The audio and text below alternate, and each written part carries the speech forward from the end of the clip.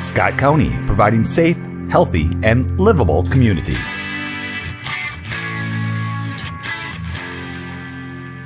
Point one, receive information on Scott County topic, delivers community safety and well-being. Chris. Good morning, Mr. Chairman, Commissioners. We're here this morning with representation of many of the programs in Scott County that all contribute to some level of public safety. Some of those. Go ahead. So what we hope to do today is to take a look at a high level at safety. Evan, can you scroll that screen down to the graphic for me? There we go. And really just very briefly, this represents some change in how we're working on improving efficiencies, how we're working on planning for strategy and investment by pulling together all of the programs in the county that contribute to the same outcomes. So instead of relying so heavily on departments and divisions and the fracture that is created sometimes when you do that, this takes all the programs that are working towards the same goal, pulls them together for some conversation planning and some discussion about data. So you have representatives from many of the areas today that impact public safety. We think it's a way to start breaking down some of those silos, reducing some duplication, improving efficiency, hopefully improving effectiveness of our services. So with that, I'm going to ask the people on the facilitator side of the table to introduce yourselves. And then we'll start with Brad. If you could each introduce yourselves and which departments you work in, and then we'll get started. Okay. Good morning. Paula Gustafson. I'm a business relationship manager in the Transformation Enterprise Service Division. Good morning. Jennifer Schultz, Scott County Library Director. Greg Sarson, Chief Information Officer. So I'm on the panel. Brad Davis, Planning and Resource Management Director.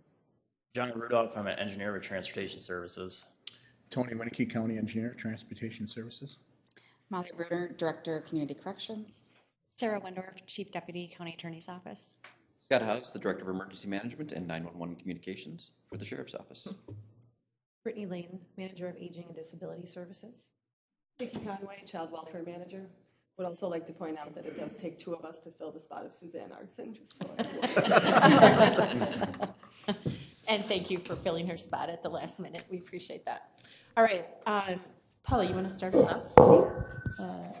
Good morning. I'm going to direct my initial question to Captain Haas around dispatch.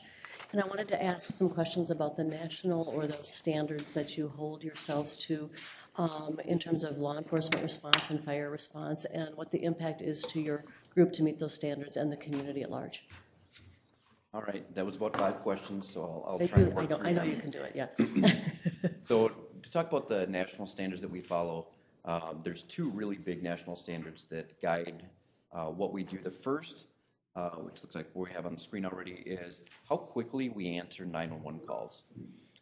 When somebody's having a bad day and they call 911, they need to call 911, it's really important for us to promptly answer that call. This is one of the national standards that we work and have seen some really good progress on building towards, as we've done some adjustments to staffing to staff towards where our data shows our peak call volumes are, and really work on. We've seen some really good improvements with that. So that national standard is all about how quickly, once that phone call presents itself to us, how quickly we actually are able to answer that phone call and start delivering service to that member of the community who's needing that service.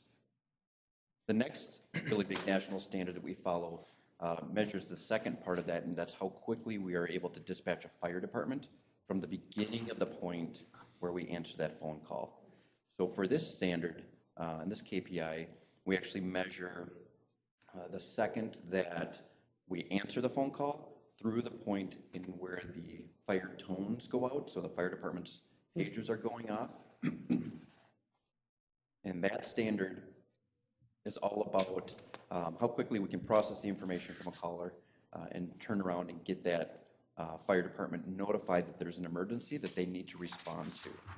So that's the second standard. That's one where we were really poorly performing in the past, and we're slowly working our way through improvement. but we still have some work to do to be where we want to be and where we need to be with that standard. One of the really significant portions that guide these standards is that we have to report these performances to the insurance underwriters. And these standards are actually 10% of the basis of everybody's homeowners or commercial fire risk standard or rating. So when your community gets a fire risk rating, 10% of that rating is based on how quickly we answer phone calls, how quickly we then dispatch fire departments, and then some other elements of like what type of infrastructure we have to be able to deliver communication to fire departments, and, including our paging system, and then what kind of communication system we do. So those are kind of the big buckets of why we do and how those national standards are created, and then how we are working towards improving them and delivering that service. Thank you. As a follow-up question, you referenced in your summary that you have started something called the Dispatch Academy to try to assist with keeping your staff at the level that you need it to be in order to meet these standards. Do you want to talk a little bit about how effective that's been? Yeah, overall, 911 staffing is a very difficult area, not just in Scott County, but across the region. I'd estimate that in the metro area, most 911 communication centers are running about 25% short-staffed right now. If you look at national picture of it, it's actually worse than that. So we are constantly thinking of ways to better recruit and better retain the staff that we have. The national average lifespan, and I say lifespan, but work lifespan of a dispatcher is 7 years. If you look at our staff, if we maintain that 7-year rotation, we're going to be constantly in a state of hiring. One of the things we did back in about 2020, we did an assessment of our retention through the first year of employment and found that we had a pretty low level of retention. At the time, we'd followed a standard of training that had been in place for many, many years. And basically what that did is we would hire people, we'd have administrative time to get them onboarded, and then we go right into on-the-job training. 3 weeks of call taking, 3 weeks of fire dispatching, 3 weeks of law enforcement dispatching, 3 weeks of our data channel, and the cycle would go really quickly. What we found is that at one point, at our low point, we were retaining about 1 out of 9 people coming into our dispatch center. With that, we knew we had to make a significant change. We implemented an initial year of an academy, so we did 3 weeks of classroom-based training, and we saw some really positive improvements to that and the quality of the employees and to our retention. And then we made some alterations to it. So now we actually do a 5-week training academy in the classroom before we ever start the on-the-job training. My PSAT manager and myself teach the first 2 weeks. We do all of the normal onboarding things that occur with a normal employee during the admin process and the onboarding process. We go over things like our policies and work on a lot of geography and slowly building up the skill set. And then we go 3 more weeks of classroom-based time where we're working through the fundamentals of how to answer phone calls. And once someone graduates from the academy, then they go into the on-the-job training for the call-taking phase of our dispatch program. Once they're done with that, then we've also implemented what's called block training. So once somebody is certified to be a call taker, they will function as a solo call taker for about 10 weeks. So they really reinforce that skill set before we then move them to working a radio channel. So the fire dispatch position itself is a dual role that has to answer phone calls and dispatch fire departments at the same time. And this was a point that we had as a recognized failure point, is if people weren't proficient at call taking and now they were trying to learn how to communicate over the radio while they were still on the phone with a call, they hadn't developed that skill set well enough that people were failing. So now by building in 10 weeks of reinforcement time after training and having that front-loaded training time, what we're seeing is when people do get to that phase where they're learning the fire channel, they have some much better refined call-taking skill set, and then they're actually able to learn much better in that channel phase of training. So all in all, our training time's been extended to about 10 months. However, what we're seeing is we're now up to 50% or even higher for retention with people coming into the field. And did you have a follow-up question? You look like. Yeah, and actually I'll ask you, Scott, but really for the rest of the panel as well. So thinking about this shift over the last year of working together as an objective area team, as public safety as a whole, I wonder about if you've thought about opportunities where this team might be able to, because obviously you've just identified two big areas that have impact on our residents. And is there some opportunities for the rest of your objective area team to assist in problem solving or working together to try to improve those two areas? And again, anybody could also jump in.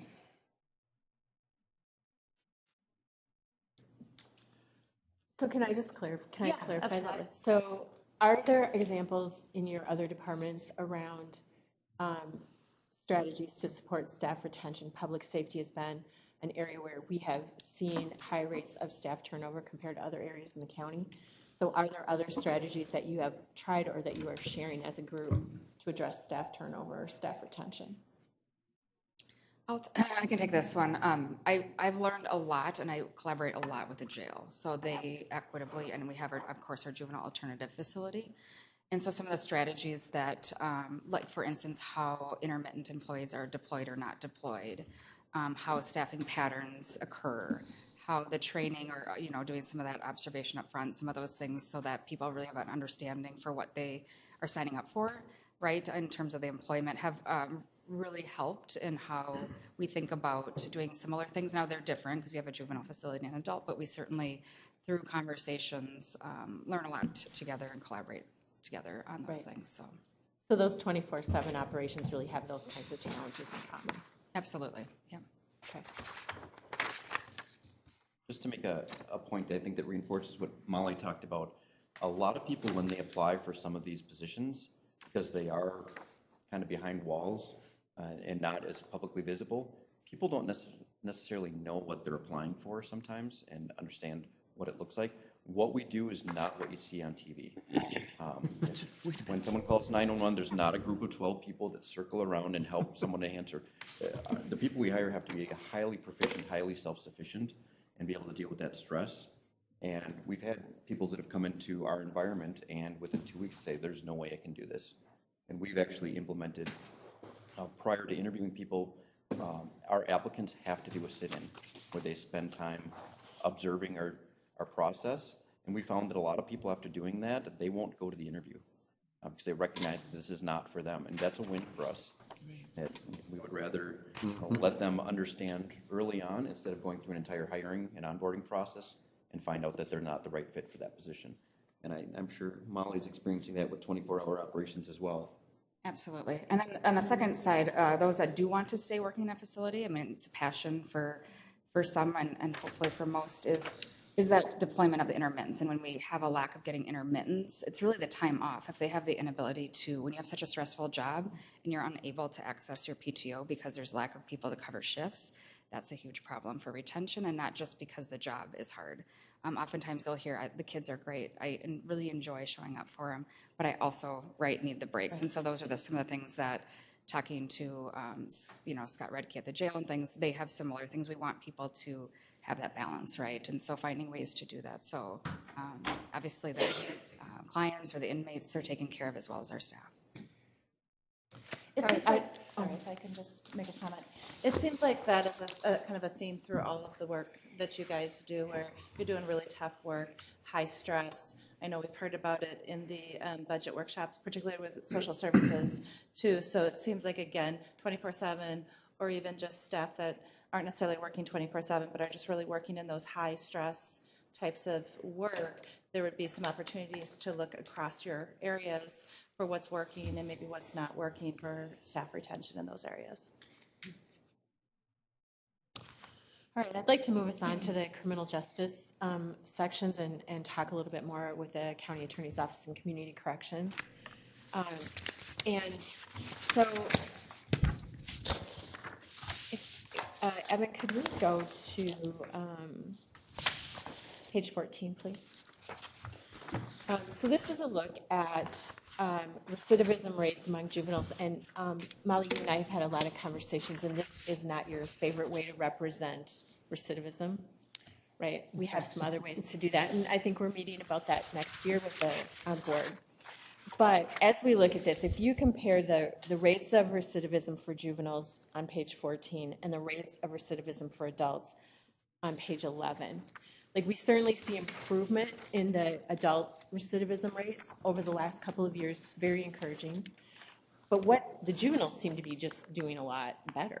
And I'm wondering what your thought is about that.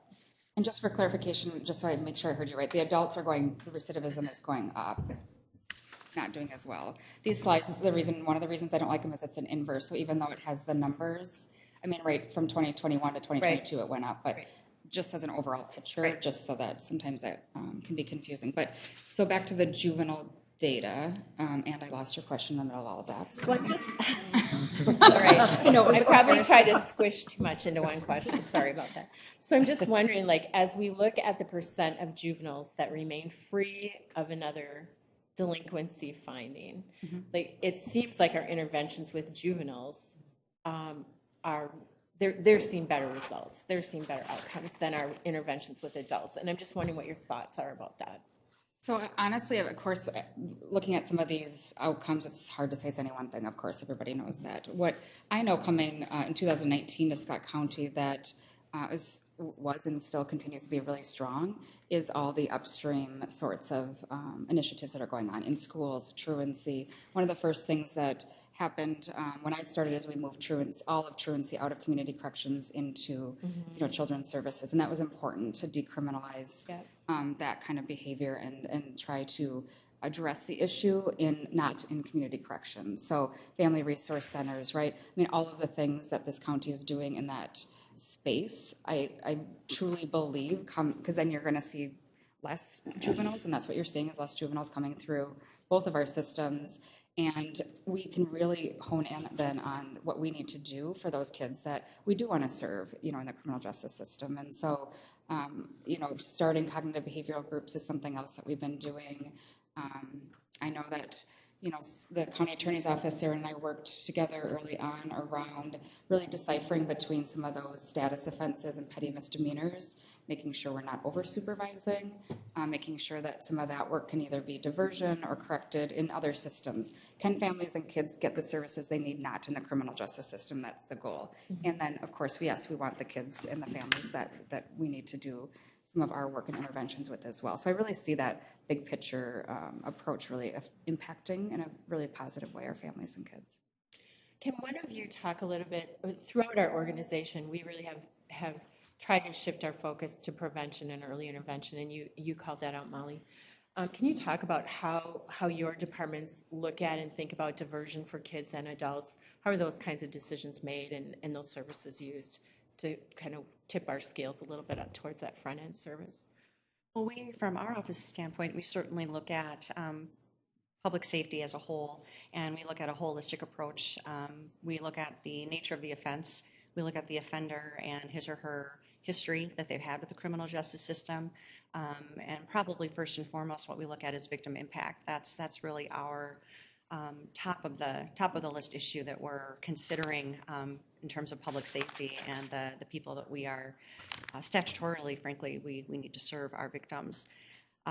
So after we look at all of that and the impact that it's going to have on the different participants and parties involved, we make a decision knowing what resources we have in the county.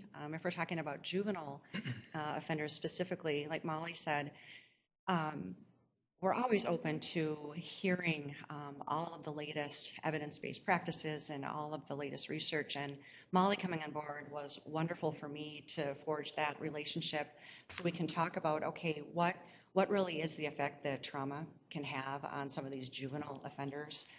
Where are areas that we can decriminalize, and where are the areas that we can focus on to get them that targeted help that they so need? So, for example, with juvenile delinquency, by statute, we can charge someone with a criminal offense as young as age 10. That's really the cutoff date or age between a criminal offense and a child protection offense. we do have discretion, and we do know that we have wonderful people in our child protection divisions and our probation divisions. We can come together collectively and say, okay, looking at the specific facts of this case, the people involved, the nature of the crime, what is the best course that we can take? And sometimes a 10-year-old, yes, we certainly could charge criminally, but should we? Right. No. Looking at some of the specifics, it should probably be referred to a human services agency to at least look at, so we can make sure that we've really crossed all of our T's, dotted our I's, and done the right thing. On page 12, it talks about successfully discharged from probation, and on the prevention theme, is there any data that talks about the juveniles who've been discharged from probation, do they reoffend as an adult? I mean, can you extend that kind of number that then they become not a part of the system as an adult? We certainly can track that. We don't have that readily available, but yes, those are some of the trajectories that we're looking at. With youth, most youth will age out, and with the right services and interventions, that often happens, but certainly there's a percentage of youth that enter into the adult system. So looking at the adult and the juvenile diversion participants, so page 13 for adults and 15, I'm not sure I'm reading the data correctly, so I'm just asking the question. It looks like number of participants is going down. Am I not interpreting that correctly, or can you speak a little bit to the diversion cases?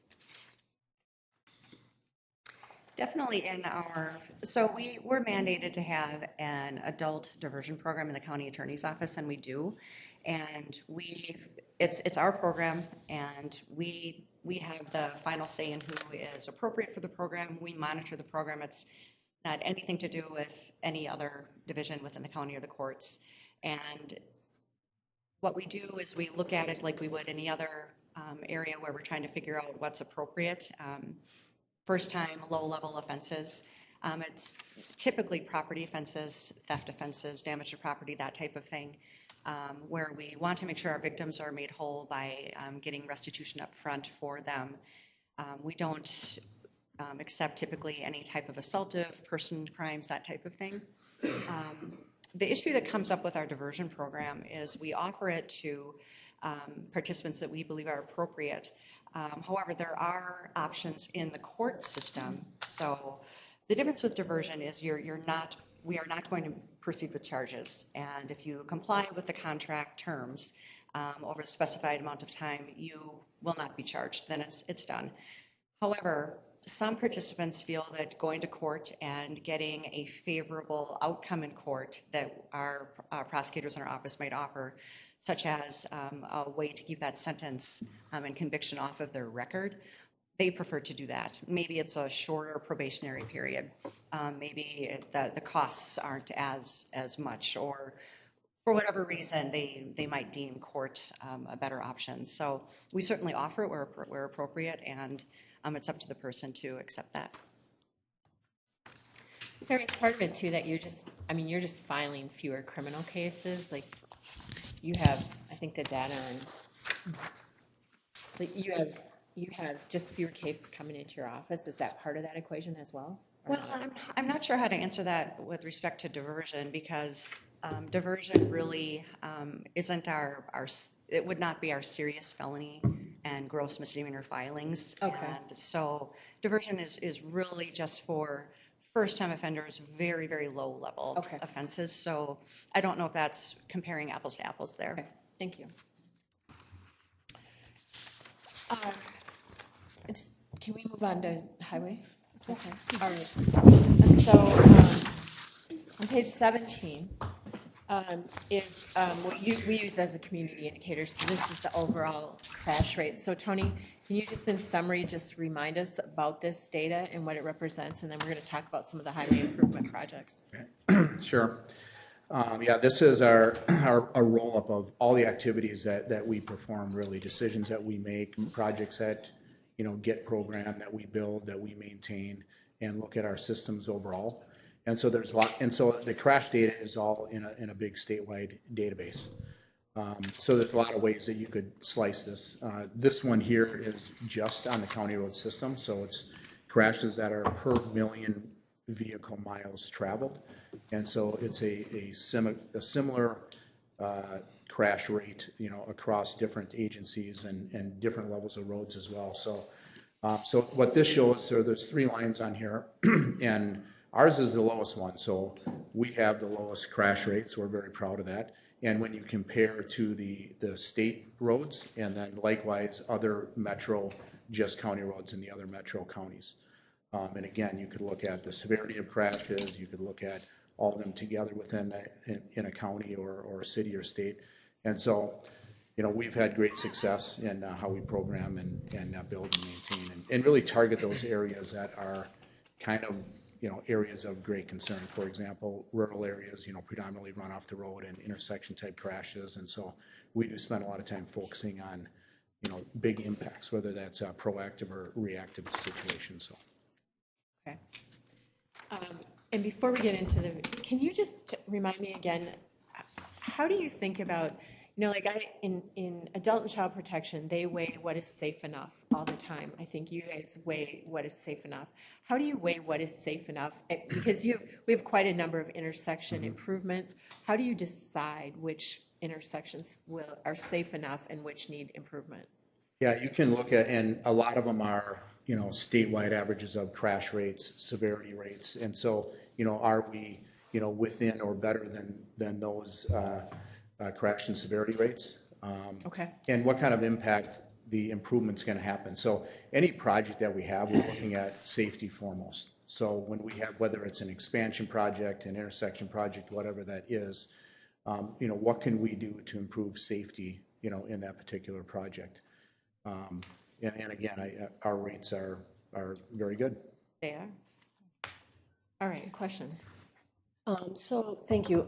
I was looking, you guys gave us a ton of data here at the different intersections, and in analyzing it, I could see some intersections where the crash rates improved dramatically, with a dramatic reduction, and there were a few where we saw a few increases.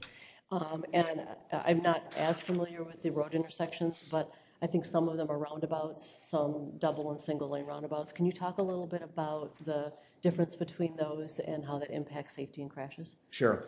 So in general, roundabouts are going to decrease your severity of crashes, your right angle crashes. Somebody's not blowing through, whether that's a stop sign, a traffic signal. So you're reducing the right angle crashes, especially in the high speed areas. And so, but within that, then there's a different variety of roundabouts as well. You've got a single lane roundabout, which have been very successful. We've got some that are a quasi 1 lane, 2 lanes. You've got 2 lanes in one direction and the other road's got a single lane. And so not quite as much success. And then the full 2 lane. So there's some crashes that happen at that for different reasons. You got people that drive through it at a high rate of speed. There's more side swipe type crashes because people don't know just kind of how to navigate, which lane do I get in. And so you'll have some crash increases there. So ultimately it's, what are you trying to solve? Because some of them are purely a safety issue, and we've had great success in our rural areas in that regard. And then others might be a congestion issue. So we've got a mini roundabout in Shakopee that routinely every day it was a 5-minute wait when Shakopee gets out of business at 4 to 4:30, and you'd wait at that all-way stop. So kind of solving different things. And one of our we have a slide on that one in particular. So crashes did go up there, and again, it was the first mini roundabout in the state of Minnesota.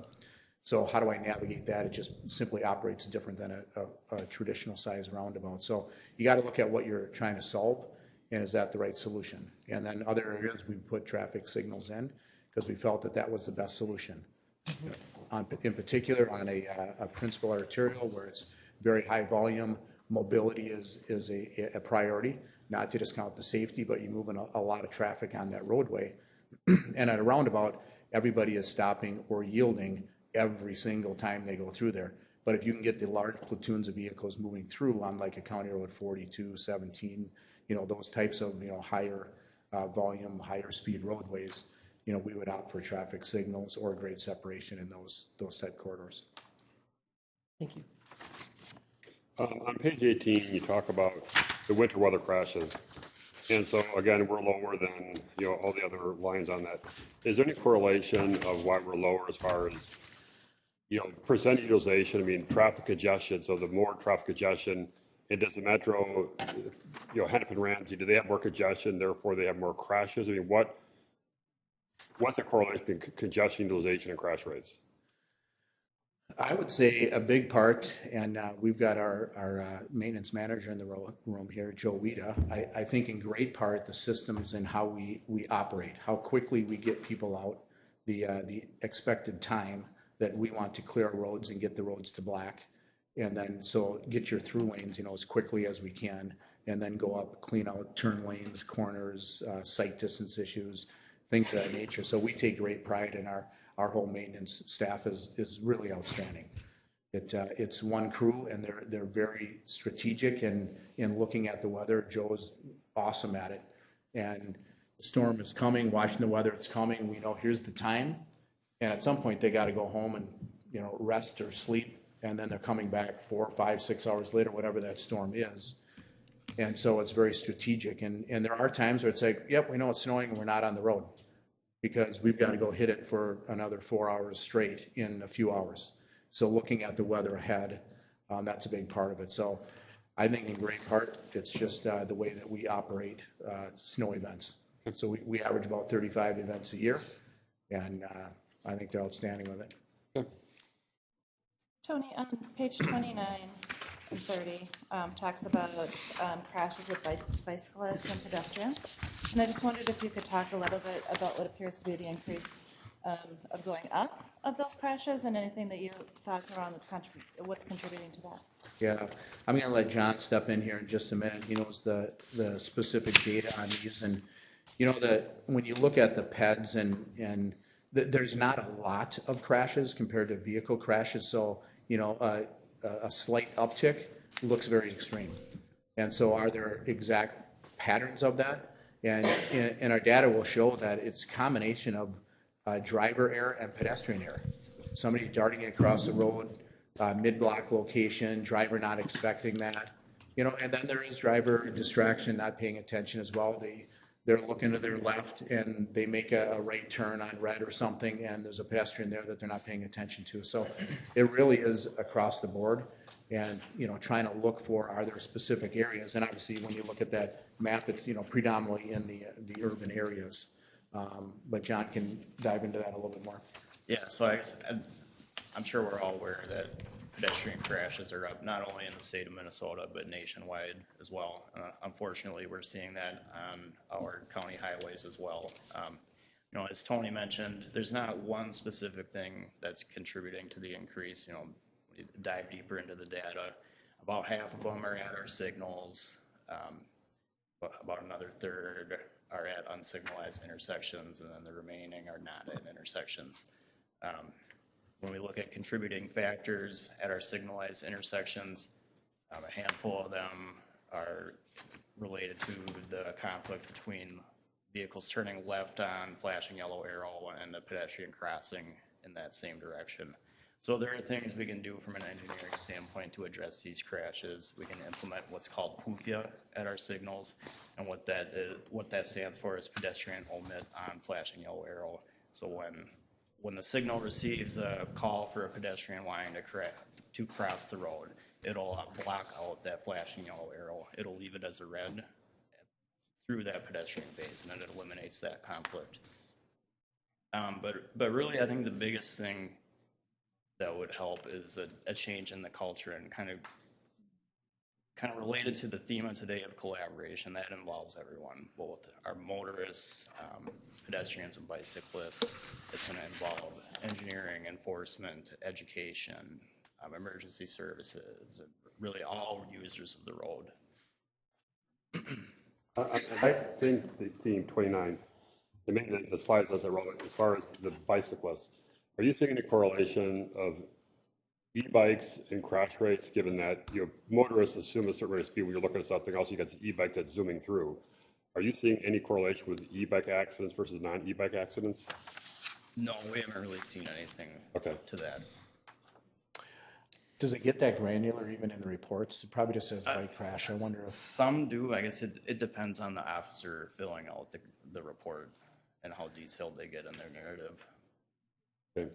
John? Yeah, it is important, sorry, just one more comment on that. It is critically important that, working with law enforcement, that all of the data and as detailed as possible gets in those reports. And we've had several situations where we know all of the data isn't in there, finding out, doing some investigation with local law enforcement. Their records may be a little bit different than what's in the state system because all of that record didn't get in there. So it does have an impact, on what you're looking for. And John's right, it's a culture thing.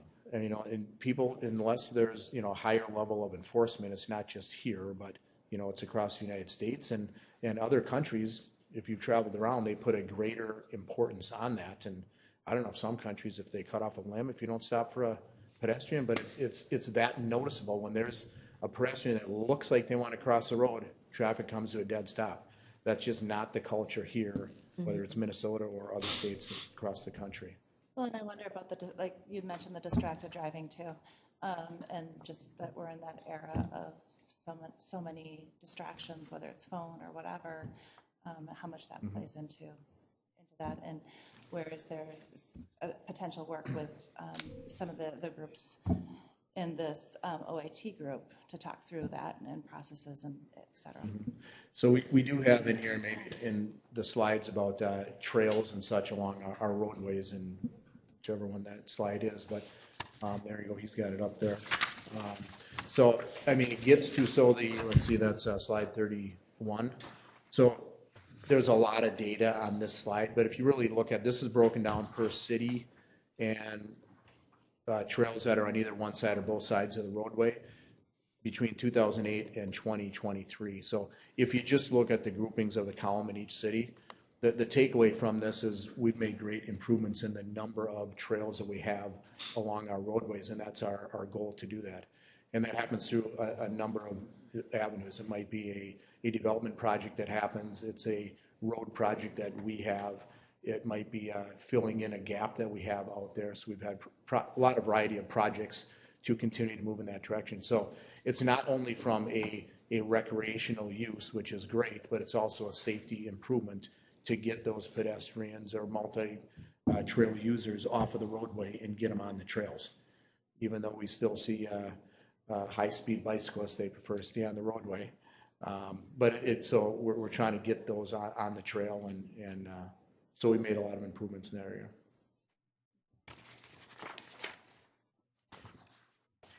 What is the next step in highway safety in Scott County? Like, what's the next thing to contribute to safety? I think we've made a lot of improvements from a proactive standpoint. So we had crashes. We've been successful from a federal funding standpoint. We've added a lot of roundabouts in the rural areas, and they've been wildly successful. But to get out ahead of that and be reactive to that. So we've received federal funding and do that. But I think it's important to continue that, whether we have federal funding or not, because we know some of these locations have safety issues or are creeping up. And so just to watch them, and as traffic increases over time, the likelihood of, issues happening at that intersection might be a problem.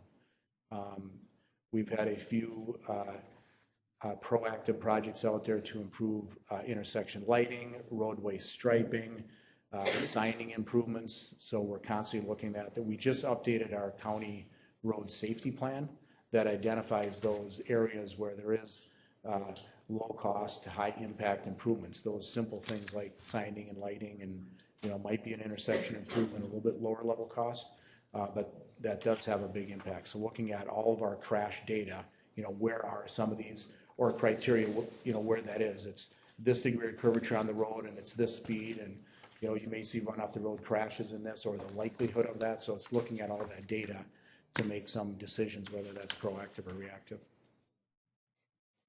You mentioned, go ahead. I'm sorry. You mentioned the importance of having comprehensive information in those law enforcement reports. Is there a debrief process on this? Like, as you look at this data every year on these intersections or following a serious crash, is there some, like, how do you take that data and make decisions from that or plan from that? So on a regular basis, looking at our data in our county highway safety plan, looking at crash records, and this is John's area of expertise here, we can identify these locations, and then even at that location, specifically what's going on, at that. And then likewise, areas that so we've got a long-standing slide on here on the success of 17 and 42, for example, that if you have that to pull up. So this was one that, whatever number that is here.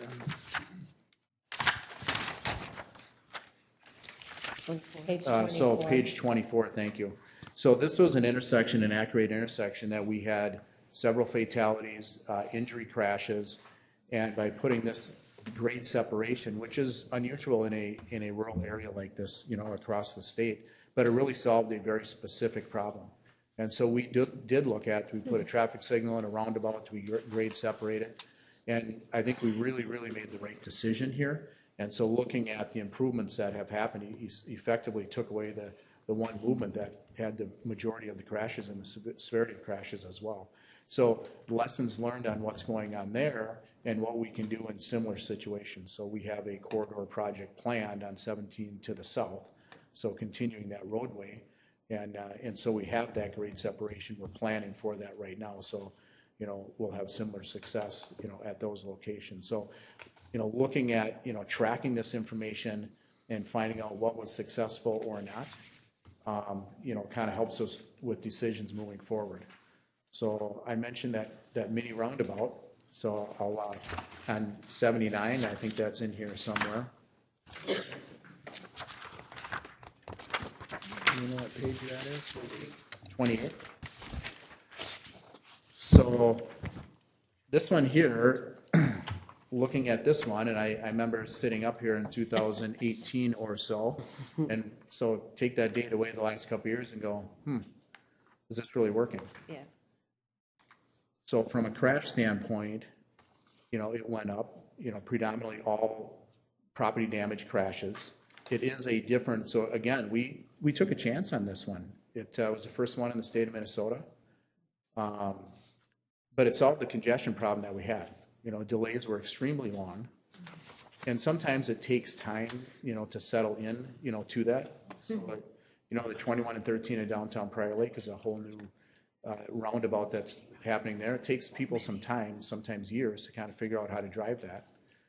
And so same thing here. It operates differently than a full-size roundabout. And so crashes were probably higher than even we thought. But then the last few years, it's really kind of settled down, and we've seen that with roundabouts, at most locations. Speaking with the city of Shakopee, asking them, was this a good decision? Do you like it? Emphatically, yep, we love it. It's still the right decision, and it operates well. So. All right. Yep. I wonder if we can move on to code enforcement. And so that would be over on page 42, 43, 41, 42, 43.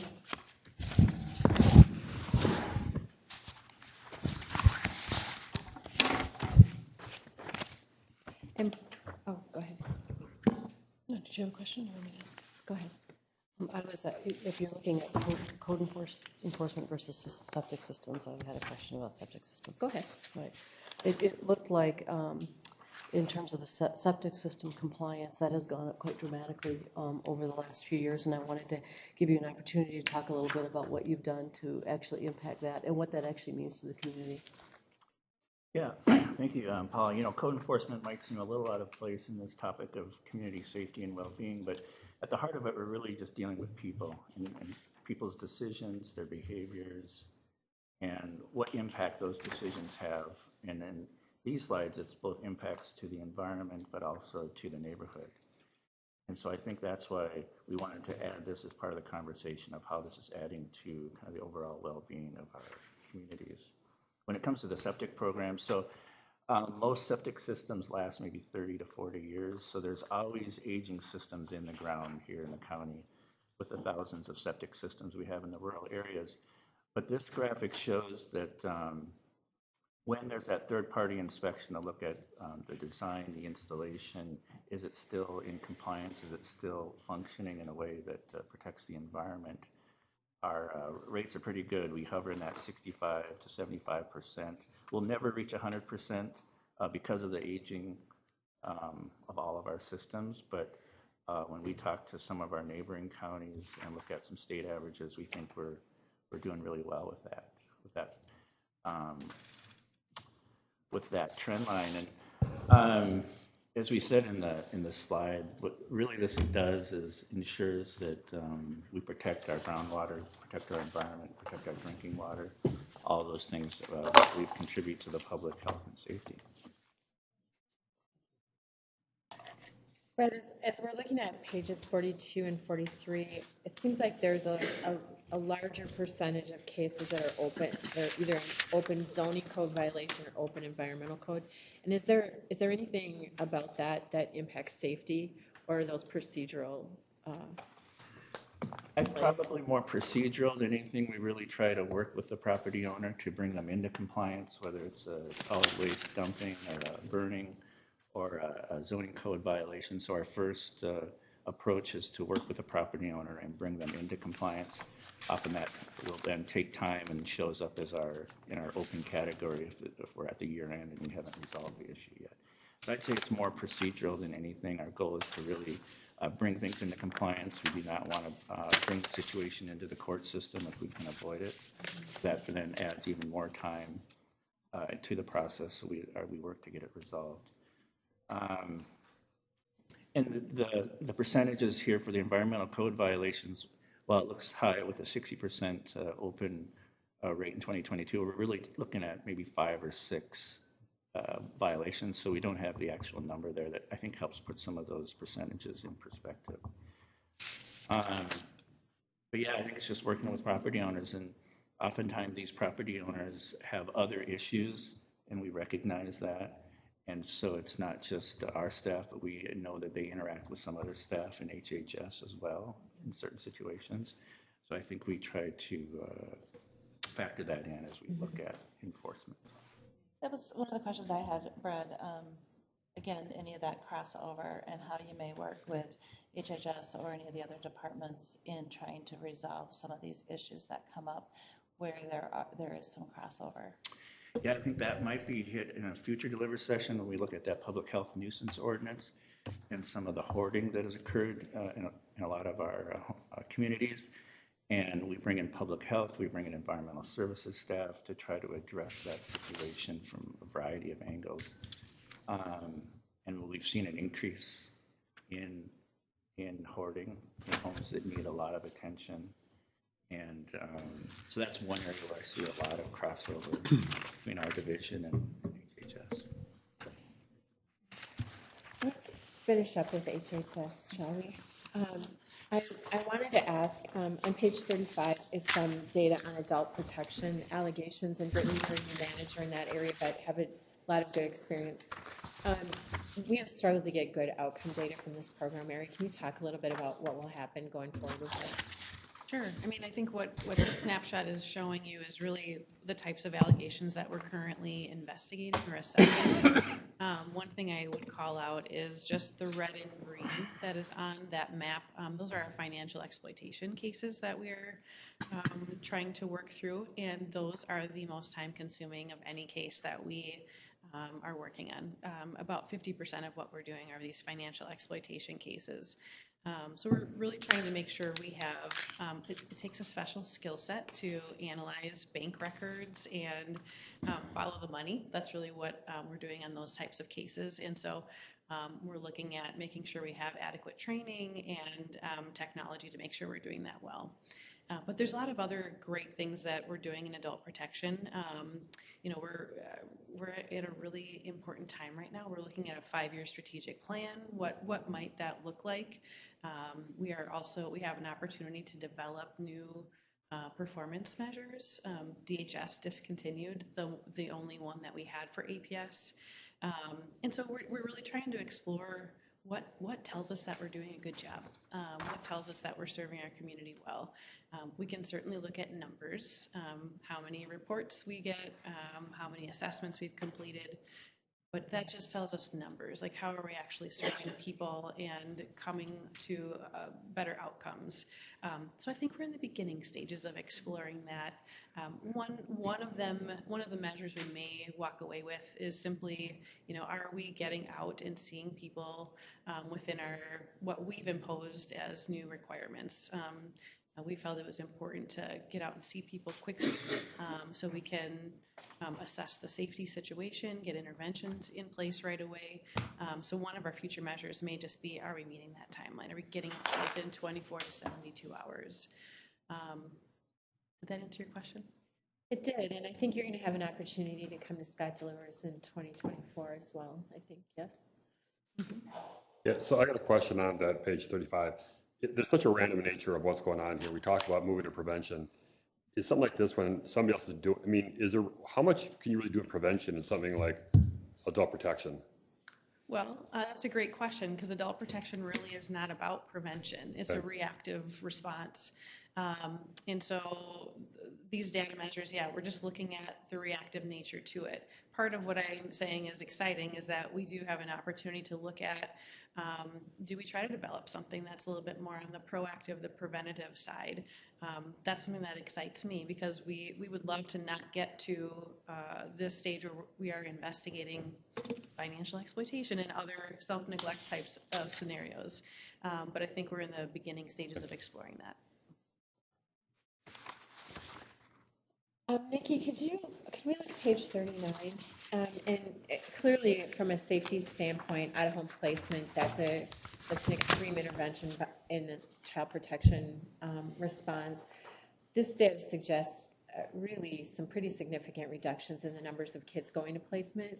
Can you talk about what is contributing to that and just your thoughts about alternatives to safety? Yeah, absolutely. I think this measure crosses over with juvenile corrections quite a lot as well. And I just looked at these numbers yesterday, so I think this 2023 data is on here through 7/12, but as of yesterday, we're only at 87 for 2023, so significant decreases continue. I think this is, as everyone else has kind of pointed out, really hopefully a reflection of our prevention efforts that we've already implemented. Family resource centers, alternative responses to truancy and educational neglect over time, as well as some of the things that Molly spoke to in juvenile corrections. And really also is related to the pandemic in some ways. So child protection numbers across the state have continued to kind of decrease over time. So, and we've talked about this a lot over time. We can never draw that straight line to the prevention services, but we're very hopeful that this has continued. And so some of the work that we're doing, I think with that though, what we are doing and what deserves to be called out is that we're managing some pretty tough situations in the community then. So for young people and for families who would have normally, not been together, and for young people who would have normally been in out-of-home placement, we're now managing that in the community, and that requires a lot of work and a lot of effort and a lot of collaboration and people to come together. So one thing that we are working on is redirecting some staff time toward enhanced child welfare is what we're calling it, but really this response of prevention around runaway, potential young people who have potential to be sexually exploited or labor trafficked in some ways. And that really is also a prevention effort for juvenile justice as well. So really looking into that. And we also will be back here very soon in the beginning of 2024 to talk more about that in depth. I do also want to call a little bit of attention to recent media attention to child protection as well. So I think that is something that we are continue to be worried about in some ways. And from a reactive perspective, we don't want that to have, we know it's going to have impact on staff well-being, and we don't know what the impact about that, how that's going to impact our numbers and even just, community relations, what that looks like. So we're cognizant of that at this point. Thank you. With that, Mr. Chairman, I will return it to you. Okay, thank you. Are there any questions or comments for them? Commissioner Brecky. Thank you. Thanks, everybody. I'm sure it took some time to figure out how this group works together and how you're talking about all the same things when for so long we've worked differently and thought what we did is different. So I appreciate that work and coming together. Just a couple of comments.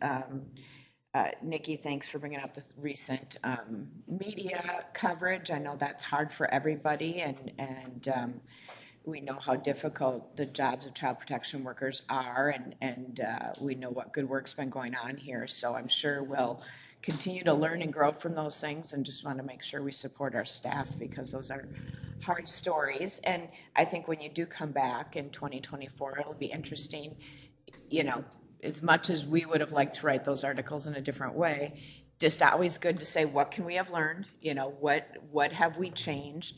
Hopefully that it's our decision and not 72 state legislature mandates now as a result. So thank you for that. Adult protection, I'm really interested in, you know, we've learned so many things from our other arenas, what we can do there, and excited to hear about the strategic plan, hoping we can have good partnerships with, you know, libraries, Southern Valley Alliance was here just last month, Extension, because of course we're not going to have a lot of resources for that prevention work. So if we can pull in those other folks, really excited to see that. As I'm looking at my notes here, it's I just have comments, not questions. Here's a question for Brad on septic systems. Where's our numbers at? Because I think of all the septic systems kind of coming out of you know, from annexation and city water and sewer expanding, and then of course we do have some being added. Are we increasing a bit every year? Are we decreasing? Where are we at with number of actual operating septic systems in the county? Yeah, I think the last I looked, it was in the 50,000 range, and I think that number has stayed pretty stable, even though a lot of annexations occur and those septic systems get replaced. I think with the development in the Credit River, New Market, Spring Lake, we replenish whatever was annexed in. So okay. My last look at numbers was they've been pretty steady over the last 5-10 years. Thank you. Did you say 15,000? 50. 50,000 septics. I believe so. That's a lot, isn't it? I think that's the, well, I will get back to you with firm numbers. I'm just telling you. Okay. Yeah. Go ahead, sorry. No, that's okay. And then, Sarah, on the adult diversion, that's the county, and I get it, there's other diversion programs. Is there a name for what happens with the adult diversion program in your office, or is it just so dependent on individuals? Can we get any, I must have missed that the last 7 years. I probably haven't been paying attention. Any more information on what happens or what kind of diversion is offered, and is it formalized or is it just kind of ad hoc? No, it's definitely a formalized program. It's called literally the Adult Diversion Program. We are not known to be a creative bunch.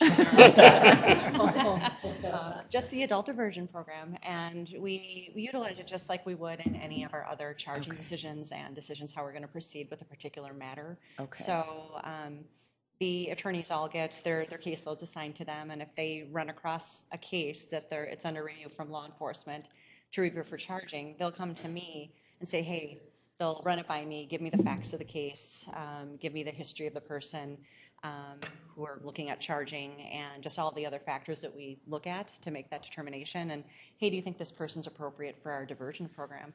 And typically, we can either do it at the onset of charging, and so we do not make a charging decision. We just reach out and we have them, we enter contract with this person. That's atypical. Okay. What is better to make it more formal is to charge the person, and then we go to court, and we go into the court system, and on the record have them waive any speedy trial demands, have them put on the record that this is what we're doing, and we're just going to kind of put it on a shelf, for the next 6 months, year, whatever the term is. And once they complete that, we'll never be back in court again. So it can go either path. And sometimes, like I said, when they get to court and they've perhaps been appointed a public defender to represent them, they're like, you know what, it's just going to be easier if you just, take a stay of adjudication or some type of beneficial agreement in court. Because they don't have to put as much effort in. Exactly. Okay, thank you. The defense attorneys are also aware of that, so they can also bring it up on behalf of their clients. We don't have to initiate it. The defense attorneys can also initiate it on their behalf and say, will you consider this diversion? And then we'll go through that review process. Cool, thank you. That's all my questions, Mr. Chair. Thank you. Anybody else with a question? Nobody? All right. Thank you all very much for your time today. Thank you.